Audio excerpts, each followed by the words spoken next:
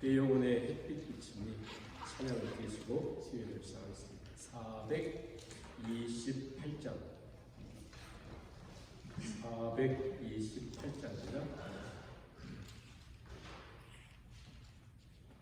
내 영혼의 햇빛 비침이 주 영광 찬란해 이 세상 어떤 빛보다 이 빛 더 빛나네 주의 영광 빛난 광채 내게 비춰 주시옵소서. 그 밝은 얼굴 내올 때 나의 영혼 기쁘다. 내 영혼에 노래 있으니 주 찬양합니다. 주 귀를 기울인 세상 다 듣고 계시네 주의 영광 빛난 광채 내게 비춰 주시옵소서. 그 밝은 얼굴 배울 때 나의 영혼 기쁘다. 내 영혼의 봄날 되어서 주 함께 하실 때 그 평화 내게 이끌고 주 은혜 꽃피네 주의 영광 빛난 광채 내게 비춰 주시옵소서. 그 밝은 얼굴 배울 때 나의 영혼 기쁘다. 내 영혼에 희망이 있고 그 소망 넘치네 주 예수 볼을 주시고 또 내려주시네 주의 영광 빛난 광채 내게 비춰 주시옵소서. 그 밝은 얼굴 내올 때 나의 영혼 기쁘다.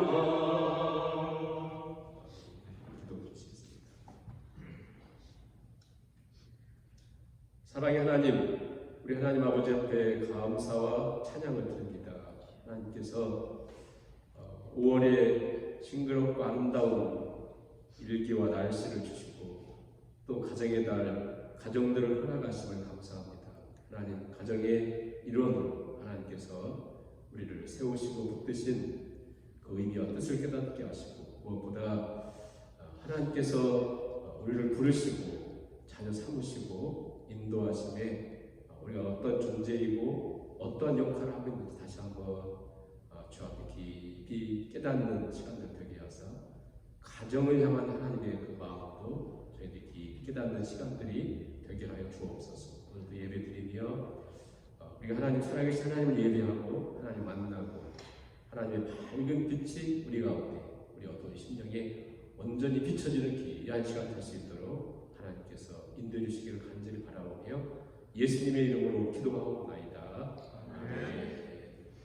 찬송가 214장 찬양을 드리겠습니다. 214장 나 뒤에 보고 바꾸죠. 214장 나 주의 도움 받고자 주 예수님께 빕니다. 그곳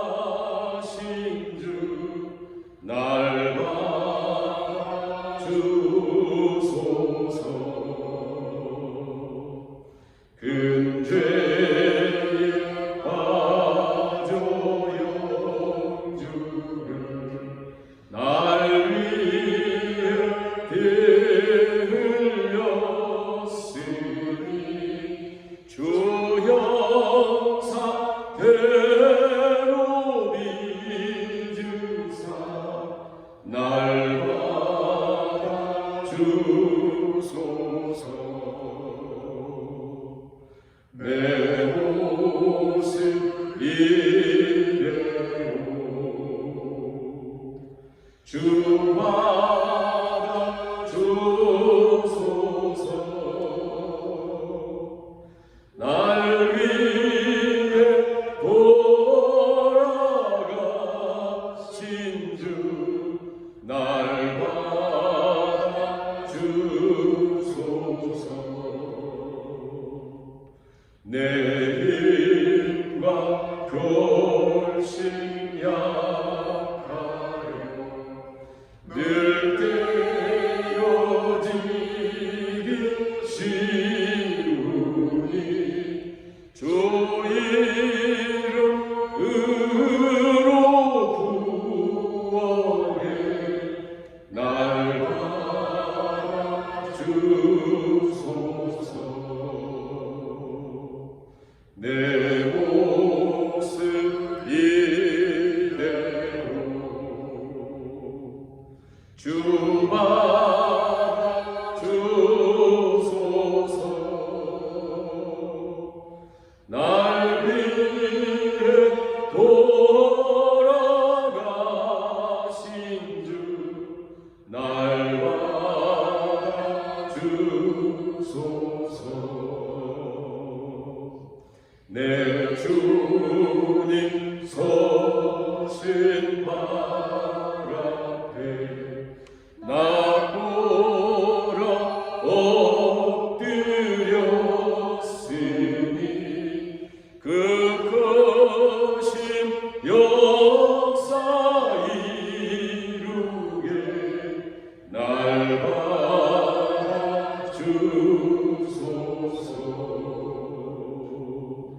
내 모습 이래요. 주 받아 주소서. 날 위해 돌아가신 주 날 받아 주소서.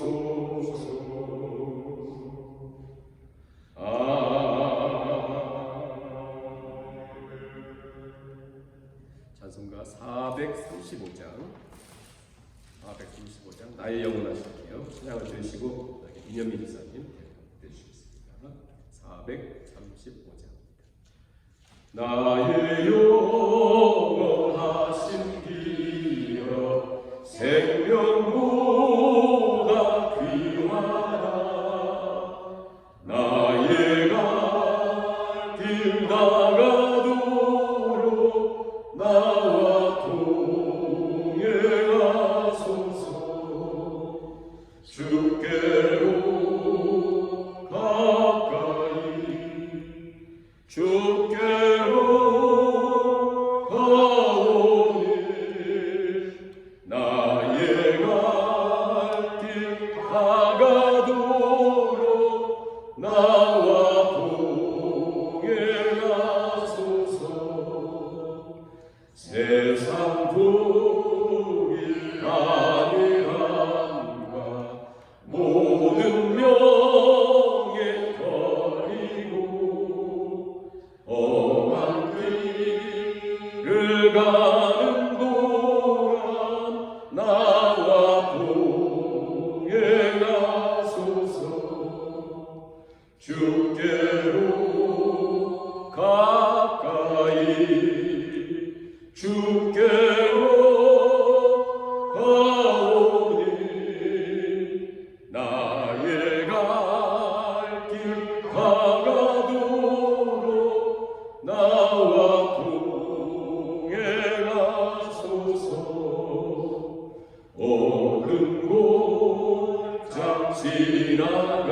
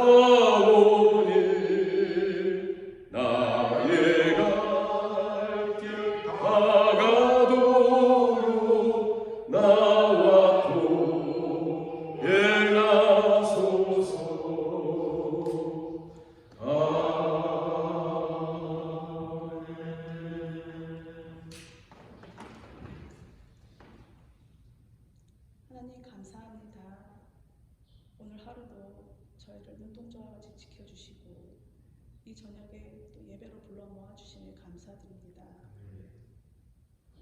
아버지, 돌이켜보면 모든 것이 하나님의 은혜였음을 고백합니다. 또한 말씀을 통해 우리가 왜 어떠한 상황에서도 하나님만을 의지하며 하나님의 그 신실하신 약속을 붙들고 살아가야 하는지 깨닫게 하심에 감사드립니다. 이제 말씀을 듣습니다. 말씀 전하실 목사님과 성령님 함께 하셔서 영육간의 강건함을 더하시고 또 말씀을 듣는 저희들에게도 하나님의 그 세미한 음성을 들을 수 있는 귀를 허락하시고 겸손한 마음을 허락하여 주시옵소서.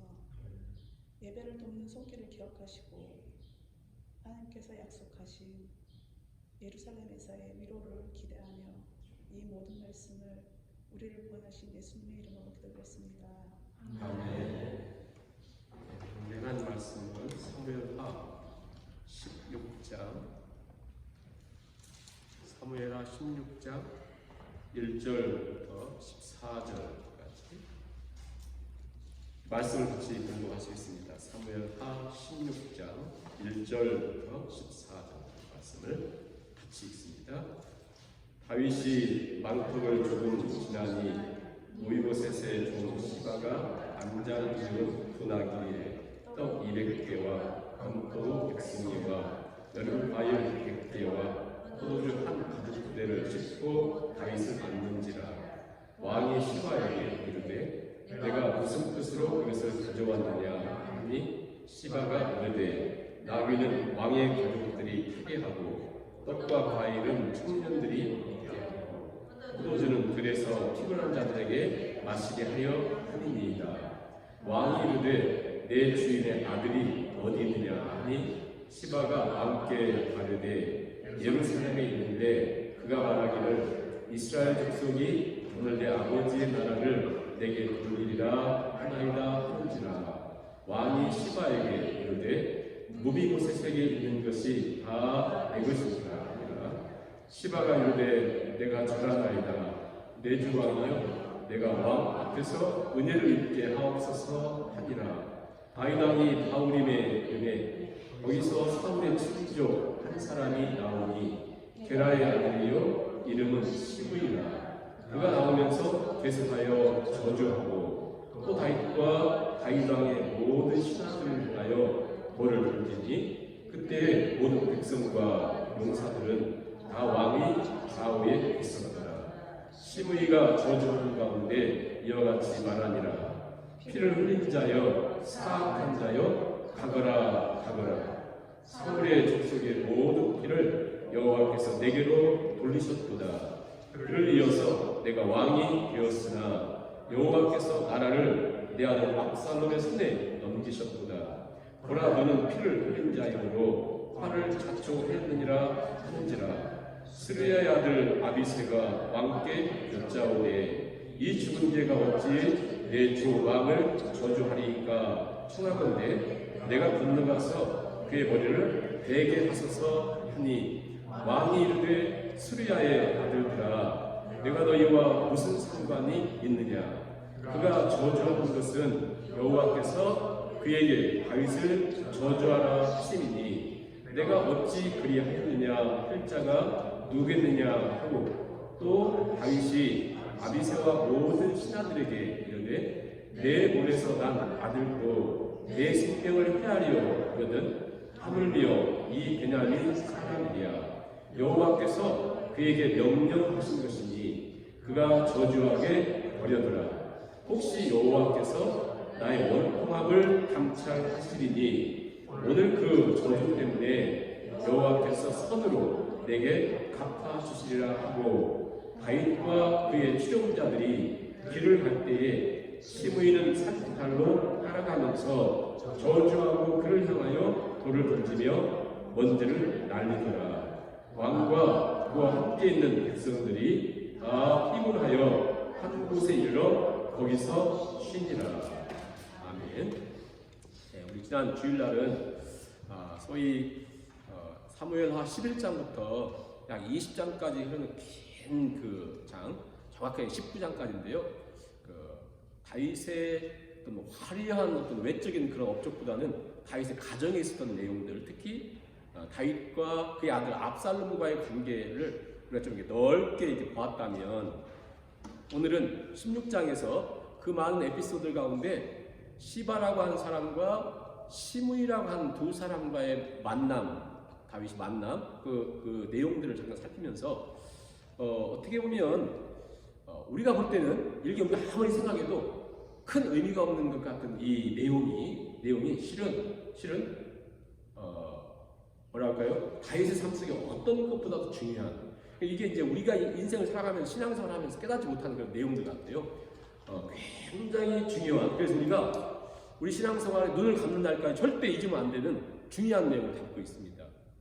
왜냐하면 증명을 해봐 그러면 성경을 통해서 막 이렇게 얘기할 수 있겠지만 시간 없으니까 그 중요성을 얘기를 좀 할 텐데요. 15장에서 압살롬의 반역을 통해 도망가잖아요. 도망가는 다윗의 모습이 어떻게 그려져 있냐면, 맨발로 그리시네가를 걷는 맨발로 울면서, 왕이 맨발로 울면서 손으로 머리를 가리우고, 굉장히 뭐랄까요, 부끄럽고 하나님 백성을 초라하고 할 때 하는 거잖아요. 이렇게 하고 다윗이 도망가는 중에 15장에는 굉장히 뭐랄까요, 우리가 관심을 갖는 중요한 그런 인물들이 등장해요. 하나는 제사장인 사독과 아비아달이 언약궤를 가져와 가지고 우리가 따르겠습니다. 다윗이 가라 그래요. 가라, 예루살렘 가라. 굉장히 중요한 사건이거든요, 언약궤는. 그런데 가라 그래요. 그리고 가드, 즉 블레셋 용병들을 그 사령관인 입대라고 하는 장군이 다윗에게 좀 도망갈 때 한 명이라도 필요한데 우리가 따르겠습니다 했더니 다윗이 그때가 가라 그래요. 가라. 그리고 후세는 다윗의 친구예요. 굉장히 절친, 그리고 매우 똑똑하고 한 사람인데 다윗을 따르니까 너는 내가 지금 저 아히멜렉을 위해서 아히멜렉이 아니라 그 꼼수를 잘 쓰는 그 사람을 네가 커버를 해야 되니까 너는 남아 있어라. 이게 굉장히 중요한 사람을 따라오지 못하게 하거든요. 못하게 하고 오늘 16장에 와서는 별로 뭐 중요한 것 같지 않은 이름 두 사람인데 시바 그리고 시므이가 등장해요.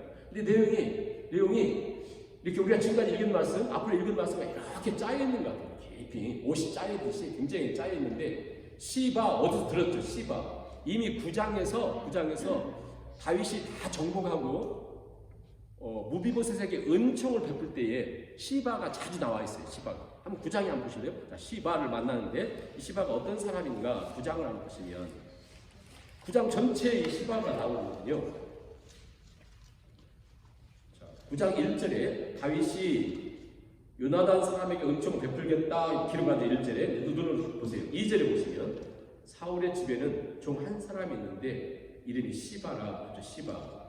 그래서 이 사람이 이제 사울의 종이었고 있었는데 무비보셋에게 이제 다윗이 은총을 베풀면서 시바에게 너 무비보셋을 잘 돌봐 그랬어요. 그래가지고는 저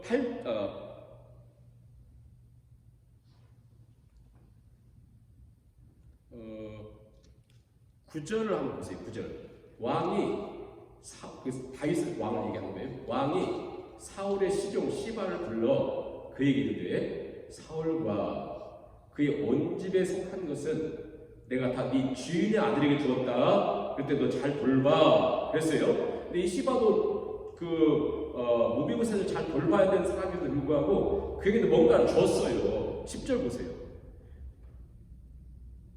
10절 끝에 보세요. 시바는 아들이 15명이요 종이 20명이라 이렇게 기록을 했어요. 그렇죠. 그러니까 다윗이 사울을 잘 보필하고 있던 시바라는 사람을 보통 사람 죽여버려야 돼요. 그렇잖아요. 이전 정권 죽여야 돼요. 근데 은총을 베풀면서 자 무비보셋을 살려주면서 요나단 때문에 요나단 언약이 있으니까 자 무비보셋을 잘 보살피고 보필해줘 하고는 이 시바에게 충분히 다윗이 살 수 있는 것들을 해줬어요. 자, 그렇죠? 근데 지금 다윗이 이제 오늘 16장에 보면 도망가고 있습니다. 도망가고 있어요. 정말 제일 힘들 때 여기 도망가고 있었더니 시바가 갑자기 딱 나타나가지고 출발한 지 얼마 안 됐는데 그게 막 너무 두려움으로 다윗이 빨리 도망가잖아요. 그러니 뭘 챙기겠어요?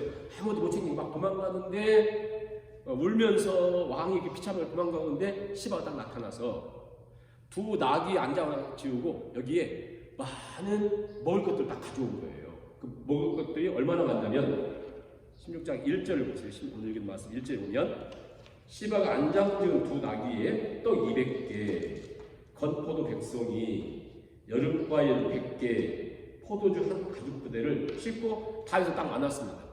이 완전 얼마나 고마워요. 시바가 다 이렇게 막 먹을 걸 많이 가져와요. 그러면서 다윗에게 막 호의를 베풉니다. 지금 아들도 반역을 이렇게 자기를 죽이려고 하는데 시바라는 사람이 이렇게 그 도망길 잘 해주니까 다윗에게 얼마나 이게 감사합니까? 다윗이 막 너무 감격한 거예요.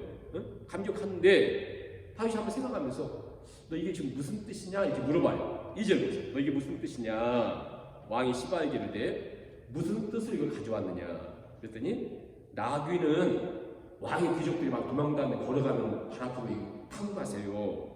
떡과 과일은 청년들 먹게 하세요. 포도주는 피곤한 사람들이 마시게 해주세요. 다 그래요. 자, 이거 굉장히 정말 너무 감격스러운 거잖아요. 자, 이 시바와의 관계 속에서 다윗을 지금 얘기합니다.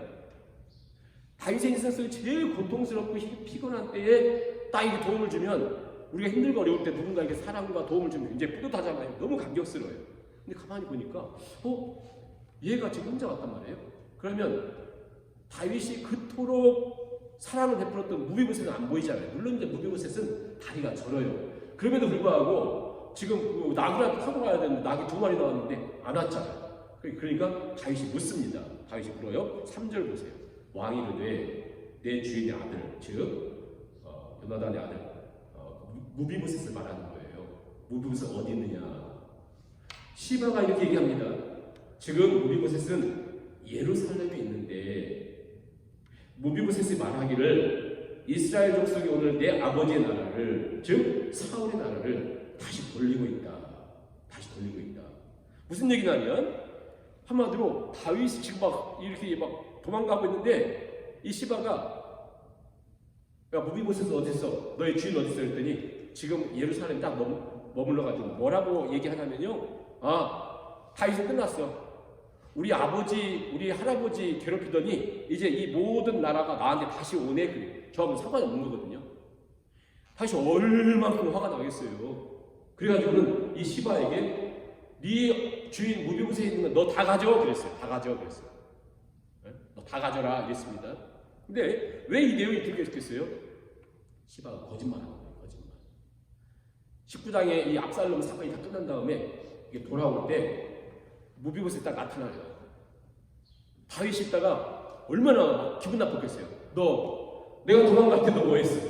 너 그때 왜 사울의 나라가 너한테 왔더니 무비보셋이 뭐라고 하냐면 실은 왕이 그게 아니라 제가 다윗 왕을 쫓아가려고 이렇게 안장을 다 이렇게 어려운 데 준비했더니 시바 앞에서 딱 뺏어가가지고 갔다는 거예요.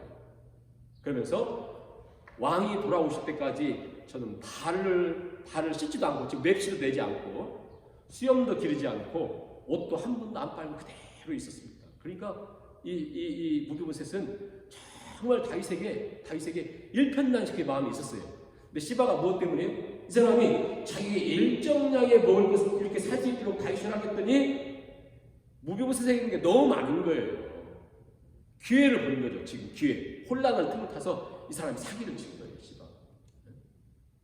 보통 문제가 아니죠. 그러니까 한마디로 왜 이 말씀이 기록되냐면 지금 다윗에게 뭔가 눈에 보이는 호의를 이렇게 베풀었는데 그 속에 숨겨져 있는 것은 다윗도 몰랐어요. 인생을 살아가면서 그런 거예요. 이제 더 중요한 내용은 뭐냐면 다윗 앞에 딱 나타나서 아예 면전에 대고 욕하는 사람이 있어요. 욕한 사람. 이제 5절부터 나옵니다. 5절부터 오늘 읽은 끝절까지인데요. 자, 그 말씀 가만히 생각해보세요. 5절부터 12가 나오는데 다윗 왕이 바후림의 이름에 바후림이 어디냐면 저 여리고와 저 국경 사이인데요. 거기에 바후림 어디서 들어봤어요? 앞에서 혹시 바후림 어디서 들어봤어요? 바후림이라고? 여기 어디냐면 자 조금 전에 다윗이 도망갈 때도 막 울면서 또 머리를 막 손에 가리우고 맨발로 비참하게 올 때 이 모습을 우리는 어디서 봤냐면 다윗의 딸 다말이 몹쓸 짓을 당하고 집에 돌아올 때의 모습이었어요. 그렇죠. 근데 지금 또 바울임에 와가지고 이 시므이를 만나서 저주를 받을 때 여기 바울임은 어디냐면 다윗이 왕으로 등극할 때 저 아브넬에게 약속을 했어요. 내가 왕으로 이렇게 할게. 그리고는 무엇을 하나 조건을 걸었어요? 미갈을 데려와라 그랬어요. 미갈 데려와라. 그때 미갈의 남편이 원래 미갈이 다윗의 부인이었잖아요. 근데 사울이 다윗을 끊어내려고 이 미갈을 다른 사람에게 줬어요.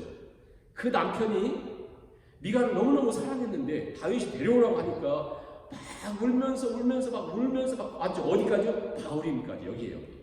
바울임까지 와서 제발 좀 우리 제 아내를 막 그랬더니 아브넬이 있다가 막 노려보면서 너 빨리 안 가? 무서워 도망갔거든요. 그 자리에 딱 온 거예요. 지금 거기 왔더니 거기서 지금 한 사람이 저주를 합니다. 시므이가 5절 끝에 보시면 시므이라 그가 나오면서 계속 저주해요. 저주하고 욕제 보니까 막 돌을 던집니다. 시므이가 저주하면서 뭐라고 저주하냐면 7절, 8절을 보시면 피를 흘린 자여 사악한 자여 가거라 사울의 족속의 모든 피를 여호와께서 내게로 돌리셨도다. 그를 위해서 즉 사울 다음으로 네가 왕이 됐지만 여호와께서 나라를 내 아들 압살롬의 손에 넘기셨도다. 보라 너는 피를 흘린 자이고 화를 자초하였느니라. 말이 하나도 맞는 게 없어요. 다 완전 100% 틀린 말이다. 그런데 이 시므이가 자꾸 뭐라 하냐면 피를 흘린 자여 그리고 사악한 자여 아무것도 가치 없는 자여 그 욕을 하면서 이 시므이가 계속 쫓아와요. 무서운 저주를 내립니다. 근데 이제 문제는 뭐냐면 이 시므이라고 하는 사람이 지금 이 사건이 성경에서 왜 별로 의미 없는 것처럼 보이는 게 굉장히 중요한 이유가 뭐냐면 16장에 나오죠. 19장에 다윗이 모든 걸 정리한 다음에 돌아올 때 또 사건이 이 사람과 문제가 있어요. 그리고 나중에 열왕기상 2장에 가면 다윗이 눈을 감으면서 솔로몬에게 또 길게 또 얘기를 해요. 이 시므이에 대해서. 그러니까 별로 의미 없는 것 같은 이 사람과의 다윗과의 관계 속에서 지금 하나님 뭔가 중요한 메시지를 주고 있다 이렇게 생각하시면 되고요. 그래서 성경은 굉장히 심도 있게 이 내용을 다룹니다. 한마디로 아까 그 앞에 있는 시바라는 사람은 겉으로 볼 때 다윗을 선대한 것처럼 보이는 사람이었지만 다윗은 속죠. 그런데 시므이는 아예 대놓고 저주를 합니다. 이 저주는 얼만큼 무서운 저주냐면요. 지금 이 한마디 한마디가 다윗에게는 막 심장을 찔르는 거예요. 찔르는 거. 너희 사악한 자여. 이 히브리어는 어떤 뜻이냐면요. 이시하벨리알이라고 하는 건 뭐냐면 벨리알이라고 하는 사탄이거든요. 이시는 남자예요. 사람. 이 사단 같은 놈아 이런 뜻이거든요. 그러니까 너 무가치하고 아무 쓸모없는 놈아. 굉장히 무시무시한 저주고 가거라 이 얘기는 뭐냐면 너 우리 약속의 땅에 넌 떠나야 될 존재야. 이스라엘 백성들은 자기들이 약속의 땅 하나님의 선택된 민족이라는 게 제일 중요한 건데 이 시므이가 뭐냐면 너 이 사단 같은 놈아 너 우리 약속의 땅에 넌 한 발짝도 있었으면 안 될 떠나가야 될 존재다. 이렇게 막 욕을 하는 거예요. 그래서 왜 이렇게 막 경멸하냐면 네가 시므이는 베냐민 지파입니다. 시므이는 그래서 우리 조상 한마디로 우리 지파의 중요한 사울왕과 그 피를 네가 흘렸다. 전혀 다윗이 그런 적이 없잖아요. 그렇지 않습니까? 하나도 안 맞는 말이라니까요. 하나도. 그러면서 네가 사울의 피를 흘린 것을 또 하나님 이름을 대면서 여호와께서 그 피를 지금 너한테 돌리고 있다. 그런 거예요. 지금 그 얘기가 아니거든요. 그렇지 않나요? 정말 이게 지금 다윗에게는 가장 힘든 상황 속에서 그런 말을 듣습니다. 우리가 힘들고 지치고 고통스러울 때 말 한마디로 무너져 버리거든요. 근데 이 다윗이 있다가 그냥 말하기 놔두라 그랬더니 계속 돌을 던지면 쫓아와요. 13절 보세요. 13절 보시면 13절 보시면 다윗과 그의 추종자들이 길을 갈 때에 시므이는 산비탈로 따라가면서 저주하고 돌을 던지고 먼지를 날립니다. 그렇죠? 계속 한마디로 여러분 우리가 우리 인생 속에 최악의 고통 정도가 아니라 뭐가 지치고 힘들었는데 누군가가 이렇게 비난한다고 생각해 보세요. 이건 뭐 감당할 수 없거든요. 너는 피비린내 나는 너는 살인자다. 하나님이 지금 네 죄값을 치러주고 있다. 왕권은 압살롬이 넘어갔다. 이게 마귀가 사단이 우리를 막 공격하는 내용들이거든요. 그렇지 않습니까?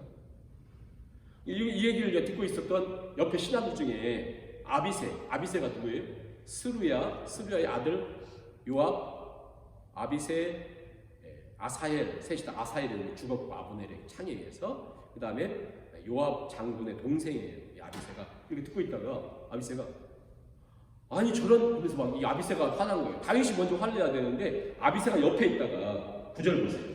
스루야의 아들 아비새가 왕께였자고 해.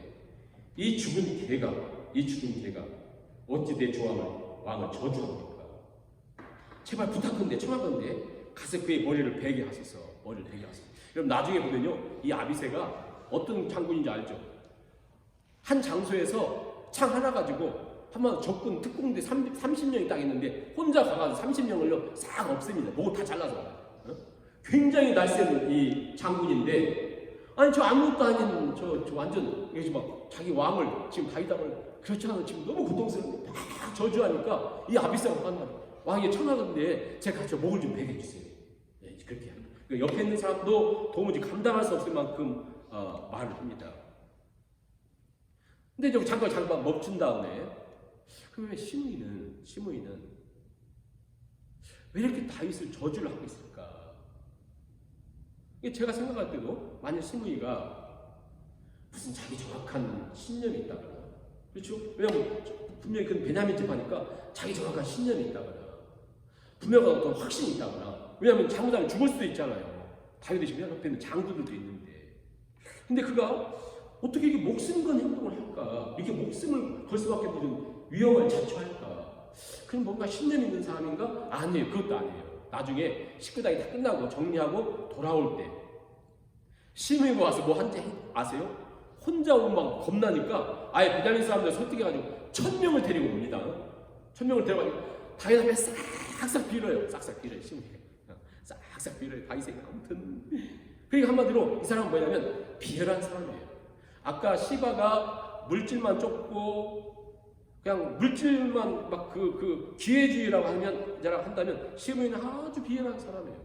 다윗 제일 힘들 때 그에게 고춧가루 좀 뿌리고, 그리고 다윗이 다시 이제 그 정복하고 이제 그 압살롬 문제 해결하고 딱 돌아오니까 막 무릎 꿇고 막 제일 먼저 만나가지고 싹싹 빌면서 그것도 막 베냐민도 막 1000명 막 엎드려가지고 막 빌면서 이렇게 아주, 그러니까 소위 전혀 소위 우리가 얘기하는 박쥐 같은 사람. 그러니까 사람을 취급하지 않아도 될 만큼 아주 못된 사람이에요. 왜 제가 이렇게 말씀드리냐면, 이런 상황 속에 그 아비새까지만 화가 나고 옆에 있는 사람도 감당할 수 없을 만큼 이런 상태에 제일 중요한 건 뭐냐면 여기에 다윗의 목소리예요. 다윗의 고백이에요. 이 고백이 우리도 물론 이런 고백할 수도 있어요. 근데 이제 중요한 건 뭐냐면 성경 우리가 다윗이 골리앗을 이기고 기름을 부어놨고 골리앗을 이기고 엄청나게 지금까지 오면서 지금 오늘 16장 사무엘하 16장에서 시므이를 만나면서 나타난 이 고백이 오늘 우리가 일단 이 고백 자체를 살펴본 다음에 왜 이렇게 중요한가, 이게 어느 정도 상상을 초월할 정도의 뭐랄까요, 표현할까요? 어떤 신학자는 요 시므이와의 이 고백이 저 골리앗을 이긴 내용보다도 훨씬 더 중요한 의미를 담고 있다, 이렇게 할 정도로. 뭐가 이렇게 중요한가? 그럼 자 10절 봅니다. 다윗의 고백이 첫째, 다윗 10절에 먼저 다윗 왕이 스루야의 아들들아, 내가 너희와 무슨 상관이 있느냐? 내가 너희와 무슨 상관이냐.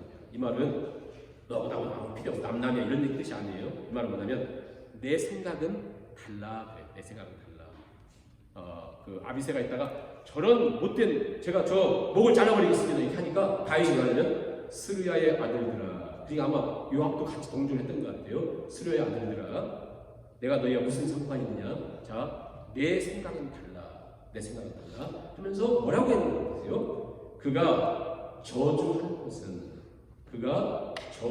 것은 여호와께서 그에게 다윗을 저주하라 하시니. 여호와께서 다윗을 저주하라 하셨다. 여호와께서 다윗을 저주하게 하셨다. 가만히 한번 생각해 보세요. 여러분, 우리가 누가 나를 비난하고 나를 욕하고 나를 저주하는 거 좋아하는 사람 하나도 없습니다. 특히 다윗 같은 경우는 지금 이 시므이가 얘기하는 것과 전혀 100% 다르잖아요. 억울하죠. 고통스럽죠. 그런데 다윗은 그 저주를 받아들일 뿐 아니라 시므이의 저주 속에서 하나님의 음성을 들어요. 아까 시바가 잘해줄 때는 속는데 저주 속에서 하나님의 음성을 들어요. 그래서 뭐라고 합니까? 하나님이 저를 통해서 다윗 저주하라 하셨다. 하나님이 허락하지 않으면 그가 나를 저주할 수 없다. 이런 뜻인데요. 이것은 참 다윗 훌륭하다, 위대하다 이런 내용이 아니에요. 이것은 뭔가 하나님이 이 긴 다윗의 삶을 지금 가르쳐주면서 우리에게 신앙의 모습, 하나님을 빚어가시는 모습 분명히 보여주고 있습니다. 아, 다윗 훌륭한데? 성수가 우리 좀 닮아가는데? 이렇게 보면 안 돼요. 그런 정도가 아니에요. 그런 작은 그런 의미들을 얘기하는 순간 굉장히 중요한 내용이라는 거예요. 지금 막 저주하고 있잖아요. 말도 안 되는 소리 하고 있잖아요. 그런데 다윗은 그 저주 속에서 말도 안 되는 그 속에서 하나님의 소리를 듣습니다. 그 앞에 막 8장에서 어마어마한 정복을 이루고 그 주위를 싹 이겼을 때 있잖아요. 에돔, 모압, 암몬, 여기 막 블레셋, 저 위에 아람, 여기까지 싹 정복할 때 다윗은 하나님의 모습을 별로 못 깨달았어요. 근데 지금 도망가지고 아들의 칼날을 피하면서 도망다니면서 울면서 맨발로 도망가면서 시므이가 저주하는 그 소리를 들으면서 그는 뭘 깨닫냐면 하나님의 음성을 듣습니다. 어떤 음성이에요? 아, 하나님이 저주하게 하셨어. 자, 거기서 한 단계 더 나갑니다. 11절. 다윗이 아비새와 모든 신하들에게 이르되 이 부분이요, 너무나 가슴 아픈 것 같아요. 그렇지 않습니까? 심장을 파는 것 같아요. 잘 보세요. 그럼 한번 뉘앙스에서 생각해보세요. 다윗이 아비새와 모든 신하들에게 이르되 내 몸에서 난 아들도 내 생명을 해하려 하거든. 하물며 이 베냐민 사람이야. 그러니까 나에게서 난 내 아들도 내 생명을 해하려고 하는데 하물며 이 베냐민 사람,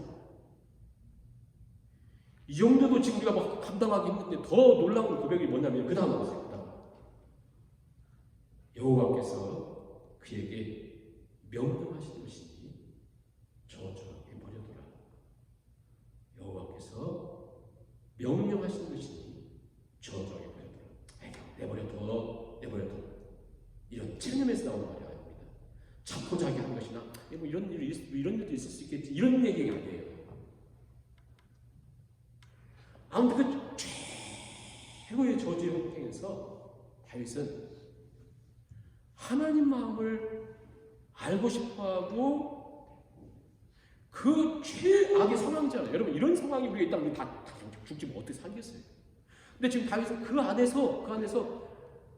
안에서 하나님을 따라가려고 하는 몸부림을 보게 되잖아요. 몸부림, 정말 그야말로 몸부림이죠. 겸손 정도가 아니에요. 그래서 정말 저 사람이 날 저주하는 그 소리는 100% 틀린 말이고 말도 안 되는 소리임에도 불구하고 결국 이건요 그냥 무슨 내공에서 나온 정도가 아니라 그냥 막 골리앗을 이겨서 때 나오는 고백이 아니에요. 그런 것과 전혀 차원이 다른 얘기예요. 이 내용은 지금 한마디로 어떻게 표현할 수가 없는데 어떤 거냐면 하나님 우리를 빚어가시는 그런 결국 신앙에 우리가 가야 될 하나님이 나 그리 갈래 이렇게 가까워하다 걱정해서 그런 게 우리가 나도 그리 가야지 이래 되는 게 아니라니까요. 그게 아니고 지금 하나님이 다윗과 같이 위대한 사람을 불렀음에도 불구하고 여러분 골리앗 이기고 왕 되고 막 다 정복하고 이러면 되지 왜 이런지 말도 안 되는 과정들이 있습니까? 다윗은 뭔가를 지금 깨달은 거예요. 자기가 골리앗도 17살, 16살 때 이미 이겼잖아요. 골리앗 같은. 블레셋이 엄청난 군대 앞에서 하나도 안 도려하잖아요. 믿음으로 너는 칼과 창을 가지고 난 망군의 이름을 한다고 엄청나잖아요. 그러면 그렇게 믿음이 있으면 된 거 아니에요? 그런데 그 믿음과 그런 엄청난 고백과 지금 이 시므야 앞에서 이 고백이 뭐가 다른가? 왜 그 사이에 넘어갈 수 없는 이런 과정들을 겪는 거예요. 네? 세계도 정복도 하고 주위 있는 나라들이 다 정복도 바치고 어마어마한 걸 다 가졌는데 그가 했던 것이 뭐예요? 그가 했던 것이 다른 남자의 부인 범하게나 하고 자기의 충신인 우리아를 죽이게나 하고 그러니까 자기 나라라고 한 사람과 이 모든 것이 줄 수 있는 정말 모든 걸 가졌잖아요. 이게 자기를 만들어갈 수 없는 무언가를 깨달은 거예요. 뭘 알았어요? 여기서 다윗이 뭔가 알았어요. 뭘 알았어요? 그것이 바로 뭐냐면 결국 이 시므이라고 하는 이 저주의 국경에서 깨달은 것이 있는 거죠. 나라고 하는 사람이 이 땅을 살아가면서 절대 나에게서는 나올 수 없는 내가 만들어낼 수 없는 그러니까 어떻게 제 머리로는 표현이 안 되는데 이런 거 아니겠어요? 한마디로 우리가 태어나서 죽을 때까지 최선을 다가지고 아무튼 뭐 남들보다 아무튼 죽도록 해가지고 하나님을 섬긴다고 해보세요. 하나님 섬긴다고 해보세요. 뭐 아무튼 좋은 거 다 하고 선교와 무슨 뭐 부자 모든 걸 다 해가지고 했다 할지라도 이것으로 만들어 갈 수 없는 어떤 한계를 다윗이 보았는데 그 한계라고 하는 것은 이렇게 한계라고 생각해 보세요. 왜냐하면 이미 다윗은 헌금 저 성전을 짓는데도 이미 수조 원 바쳤다고 했잖아요. 수조 원. 우리는 몇 불도 힘들어서 못하는데 수조 원을 바친 사람이에요. 네? 비교할 수 없는. 그런데 그렇게 함에도 불구하고 만들어낼 수 없는 어떤 이런 결핍을 보았는데 다윗이 지금 아들이 칼을 가지고 자기를 죽이려고 하는 그 어려운 거 가장 비참한 환경을 가면서 그것을 깨달은 거예요. 그래서 그 저주를 보면서 10절에 얘기한 것처럼 나도 하나님이 지금 저주하게 하셨어. 11절에 얘기한 것처럼 내 몸에서 난 아들도 내 생명을 헤아렸는데 이 베냐민 사람이랴 여호와께서 그에게 명령하신 것이니 저주하게 놔두라. 지금 하나님이 나를 저주하고 있다. 근데 제가 여기까지 끝나면 우리 인생 너무나 비참하잖아요. 그 다음 12절 너무 놀라우니까 같이 하겠습니다. 12절 얼마나 놀라워요. 12절 시작. 혹시 여호와께서 나의 원통함을 감찰하시니 오늘 그 저주 때문에 여호와께서 선으로 내게 갚아주시리라. 여러분 이건 어마어마한 고백이에요. 상상도 할 수 없는 고백이에요. 네? 혹시 여호와께서 내 원통함을 감찰하시니 오늘 이 저주로 말미암아 하나님이 선으로 갚아주실 것이다. 혹시 왜 혹시라고 말하겠어? 혹시 우리는 혹시가 없기 때문에 무조건 나 살려줘야 된다고 하잖아요. 우리는 나 무조건 건강 회복시켜줘야 된다고 하잖아요. 회복 안 시켜주면 하나님도 없어 이러잖아요. 믿음이 없는 거예요. 믿음이. 이 혹시는 어디서 나온 말이냐면 어디가 똑같은 말이냐면 바벨론에 갇혔을 때 다니엘의 세 친구가 불 속에 던질 때 왕 앞에 다 가자고 세 친구가 하나님 건지실 거예요. 하나님 건지실 거예요. 하나님 살아계실 거예요. 그러나 하나님을 건지지 않고 죽이신다 할지라도 혹시 죽이신다 할지라도 우리는 왕이 말한다고 하나님 섬깁니다. 그러잖아요. 보통 고백이 아닌 거죠. 다윗도 마찬가지. 다윗.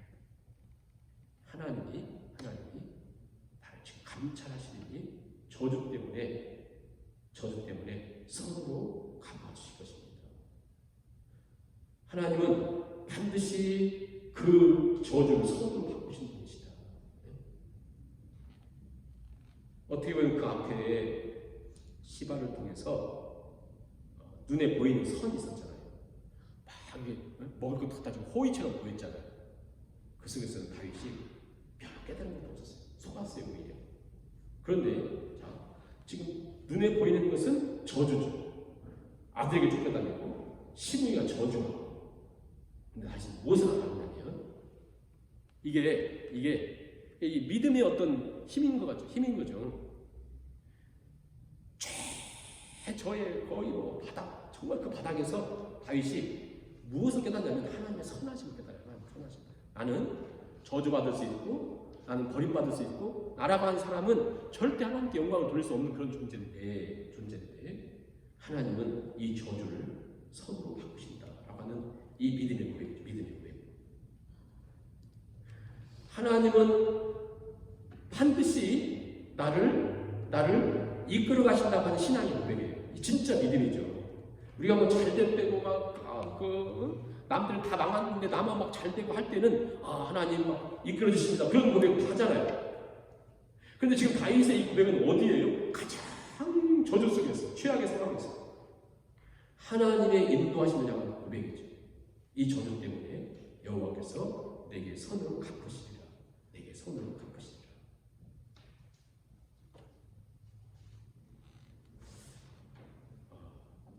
절대 신앙, 절대 엄청난 고백이죠. 왜냐하면 세 가지 이 고백을 한번 종합해서 한번 생각해 보세요. 막 저주하고 있으니까 나더러 하나님이 저주하게 하셨다. 그 다음은 또 하나님이 나에게 저주하라고 명령하셨다.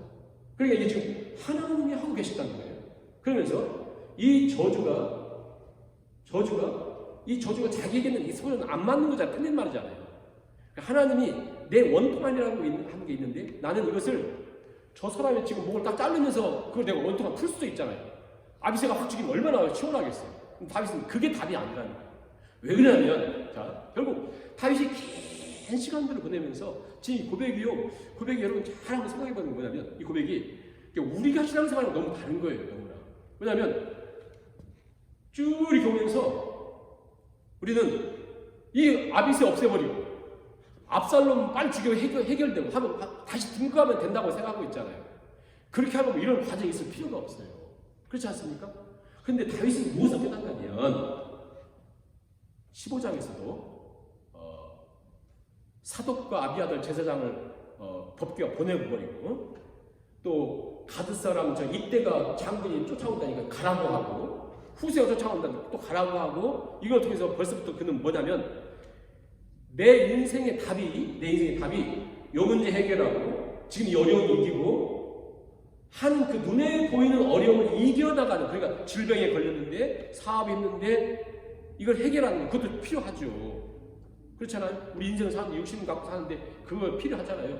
그런데 이 정도에서 머무는 것이 아니라 돈도 필요하고 건강 회복되는 것도 필요하고 자식의 문제 해결하는 것도 필요하고 이것도 필요하고 저것도 필요해요. 저는 필요 없다는 거 아니에요. 육신이 있으니까. 근데 중요한 건 뭐냐면 다윗이 깨달은 건 뭐냐면 긴 기간을 통해서 이 10절, 11절, 12절에서 고백이 뭐냐면 결국은 그게 내 몸에 필요하고 우리가 살아가면서 반드시 유익하고 도움이 되지만 그게 내 인생의 진정한 답은 아니라는 거예요. 그게 내 인생의 진정한 문제 정답은 아니라는 거예요. 정답은 뭐냐? 결국 하나님을 찾는 거, 진짜 하나님을 힘으로 살아가는 거. 그것을 정답으로 아는 거예요. 이 긴 기간을 통해서 시련과 고난과 여러분 한번 보세요. 성경에 요셉까지 포함해가지고 다윗처럼 배반 많이 당하는 사람이 있어요. 다윗처럼 이렇게 어려움 당하는 사람이 있어요. 요셉이 한 8년 갔지만 다윗은 왕이 자기를 죽이려고 3,000명이 쫓아다녀요. 그 조그만 나라에서. 그것도 1년, 2년이 아니라 10수년 동안 쫓아다녀요. 그리고 왕이 딱 된 다음에 다 정복한 다음에는 아들 때문에 쫓겨다녀요.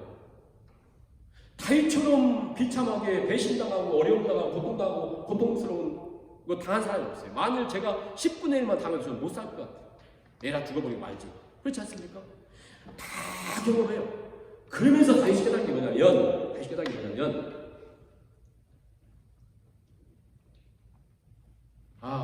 내 진짜 답은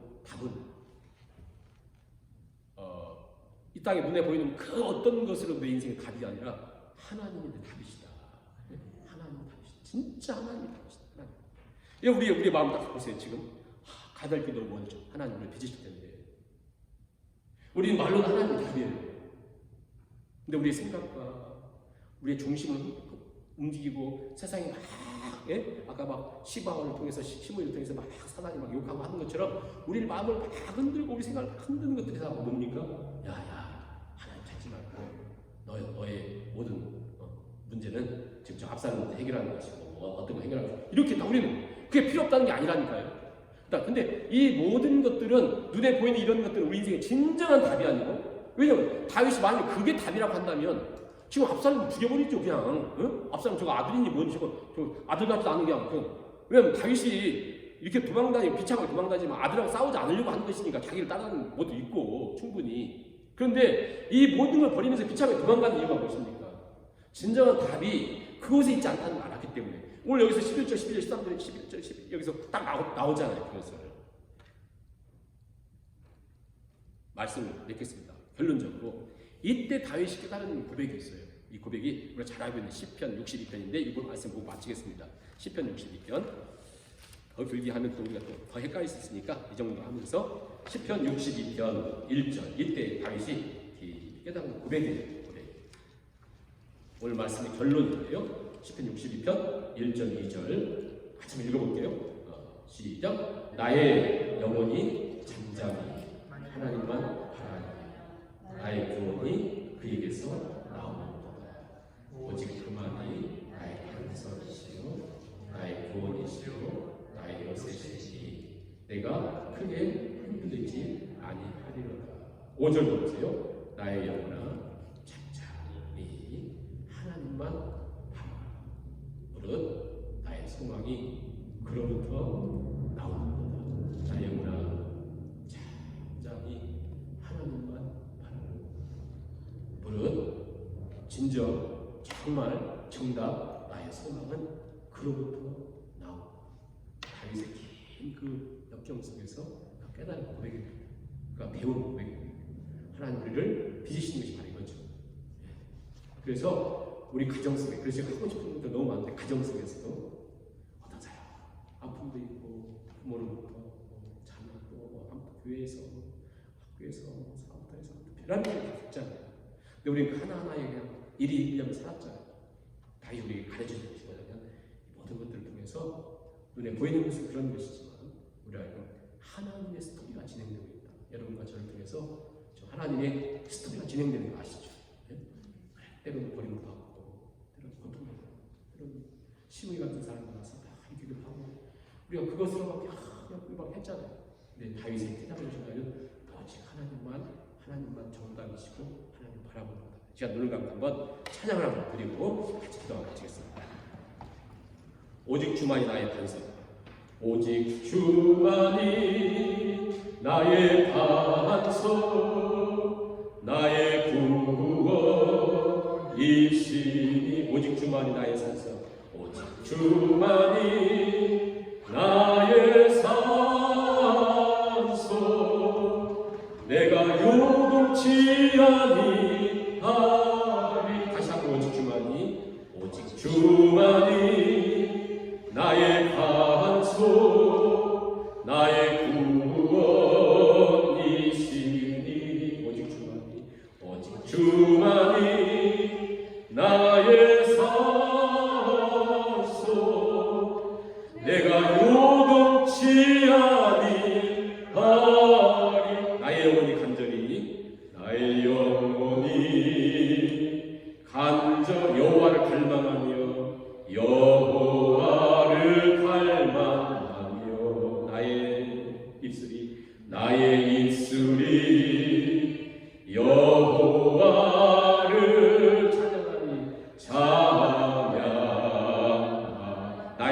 영혼이 즐거이 나의 영혼이 즐거이 여호와를 따르니 여호와를 따르니 나의 평생에 여호와를 송축하리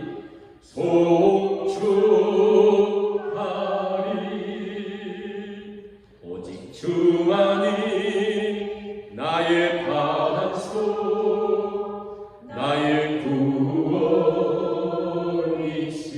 구원이시니 오직 주만이 나의 산소 내가 요동치 아니하리.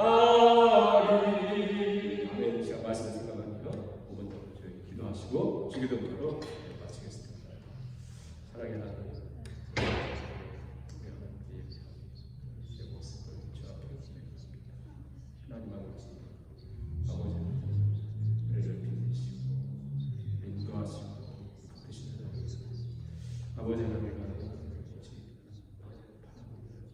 아버지 하나님, 주의 사랑을 하나님 아버지 하나님, 저희 믿음의 참된 고백이 될 수 있게 여전히 하나님 아버지를 부인하고 그것만 우리에게 아버지 사랑하옵소서. 주여 믿음을 주옵소서.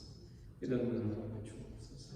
눈에 보이는 것만 보이지 않는 것을 하나님이 일하시고 우리라고 하나님의 역사와 이야기가 계속됨을 보게 하시고 알게 깨닫게 하시고 아버지도 선포하게 하시고 하나님 아버지 분명한 믿음의 보내시고 살아가는 저희 믿을 수 있게 해주옵소서. 우리가 인정합니다. 하나님 아버지 하나님을 감사하시고 우리 아버지 불쌍하시고 하나님 인자하시고 하나님 뜻하시고 아버지 절대 그 최고 절망의 환경에서 절대 울고치 않고 버리지 않고 하나님 이야기는 계속되고 있음을 믿고 주님을 따르니 아버지 속함에 걸어가고 있습니다.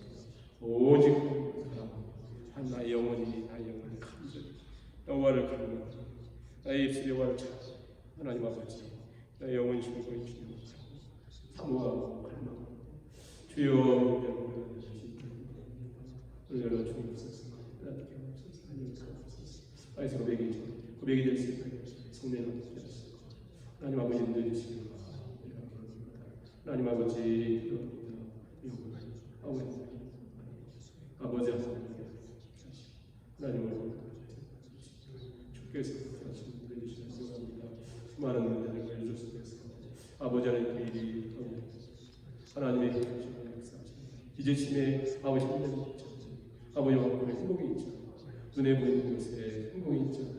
우리 하나님 빚으심이 만들어주시고 하나님 만져주시는 기회가 주여 평안히 마음에 가지고 생각하는 주님을 아버지 하나님 아버지 하나님 영이 온전히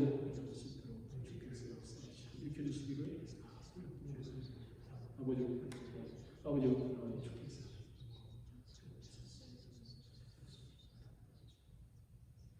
하늘에 계신 우리 아버지 이름이 거룩히 여김을 받으시고 나라의 마옵시며 뜻이 하늘에서 이루어진 것 같이 땅에서도 이루어지리라. 오늘날 우리에게 일용할 양식을 주옵시고 우리가 우리에게 주전 자를 사하여 준 것 같이 우리의 죄를 사하여 주옵시고 우리를 시험에 들게 하지 마옵시고 하나님께서 대개 나라와 권세와 영광이 아버지께 영원히 있사옵나이다.